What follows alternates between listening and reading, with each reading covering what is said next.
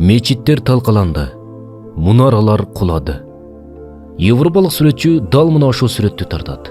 Андан эмне үчүн бул сүрөттү тартканын сурашат. Ал болсо мынтип жооп берет. Анда эмесе жообуна кулак төшөңүз.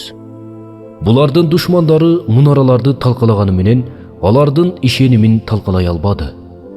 Ооба, мечит курган менен ишеним, илим, ыйман, адеп-ахлак, саясий парасат, такыба, ынтымак курулбаса пайда жок.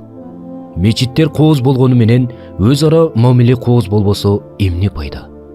Мечитке миллиондор коротулуп, бирок сыртта кайырчылардын саны кыскарбаса, демек абалыбыз оор.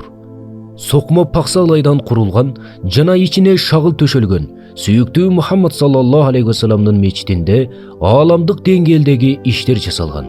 А биздин мрамор менен курулган жана ичине жумшак килем төшөлгөн мечиттерибизде эмне менен алекпиз? Мүмкүнчүлүк жок деп айтуу ыймандын алсыздыгын көрсөтөт. Мусулмандар ар дайым тарыхта ыйман болсо мүмкүнчүлүк да болот, мүмкүнчүлүк жок дегендин ыйманы жок деген принцип менен жашаган.